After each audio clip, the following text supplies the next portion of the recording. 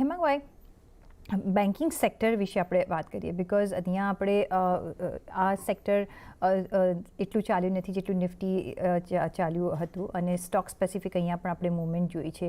અને weaver PSU એકદમ ચાલી ગયું હતું, પ્રાઇવેટ બેંક નથી ચાલ્યું, પણ પીએસયુ બેંકમાં હજી પણ આપણે જે બી હું રિપોર્ટ્સ વાંચી રહી છું કહી રહ્યા છે કે હજી પણ એમાં જોશ છે, હજી પણ એ અપમૂવ થઈ શકે છે.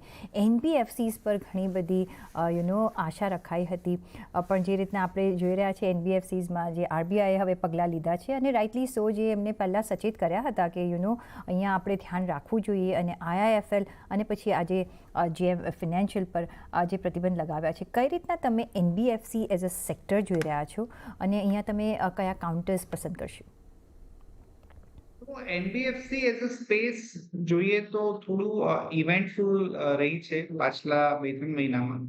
સૌથી પહેલા તમને યાદ હોય તો આરબીઆઈ એચડીએફસી બેંક ઉપર અમુક ડિસિપ્લિનરી એક્શન લીધું હતું, જ્યાં નવા ક્રેડિટ કાર્ડ રિલેટેડ બિઝનેસ ઉપર એક બ્રેક મારી હતી. પછી સબસિક્વન્ટલી પેટીએમમાં એક મોટું ક્લેમ્પ ડાઉન તરીકેનું એક્શન જોયું. એના પછી IIFL and JM finance, and I am sure કે જનરલી એના પહેલા બી તમે જુઓ તો અનસિક્યોર્ડ લેન્ડિંગ પર આરબીઆઈએ બજાજ ફાઇનાન્સ અને બાકીની જે કંપની છે એની પર બી એક રેગ્યુલેટરી એક્શન લીધું હતું. તો મારા ખ્યાલથી ક્લિયરલી આ સેક્ટરમાં રેગ્યુલેટર જે રીતે પ્રોએક્ટિવલી સ્ટેપ્સ લઈ રહ્યા છે એના કારણે થોડી સેન્ટિમેન્ટલ ઇમ્પેક્ટ આવશે. નોર્મલ છે.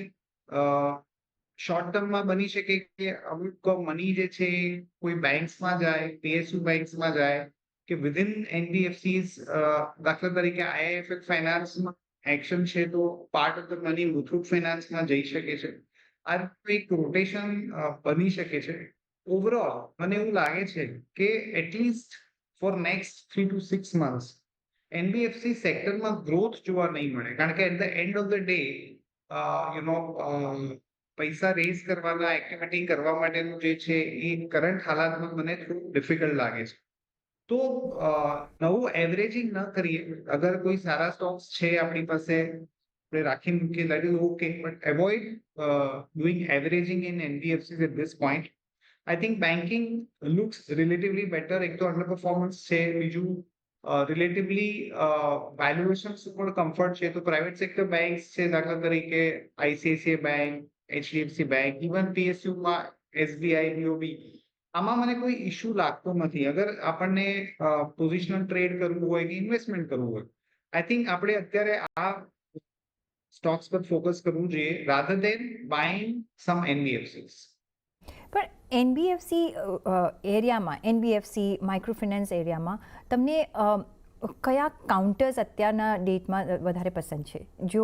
જેની પાસે હોય, જે રાખી શકે, જેને કોઈ ખરીદી કરવી હોય તો કોઈ સ્કોપ છે કે હમણાં નહીં?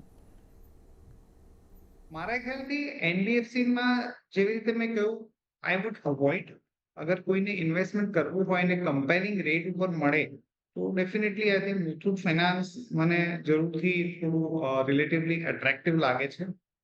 ઓલ્સો જીઓ ફિનાન્સ, અગર એમાં થોડું કરેક્શન આવે, doubt it has been better performing stock, પણ એમાં અગર તમને 5-7% કરેક્શન મળે તો ડેફિનેટલી જીઓ ફિનાન્સમાં ઇન્વેસ્ટમેન્ટ કરવાનું વિચારી શકાય. But I am not too comfortable buying into NBFCs જ્યારે રેગ્યુલેટર આટલું સ્ટ્રોંગલી એક્શન લઈ રહ્યા છે, અને એની જે આફ્ટર ઇફેક્ટ છે કદાચ થોડા ટાઈમ મને લાગે છે કે કન્ટિન્યુ રહેશે. ઓકે, તો હમણાં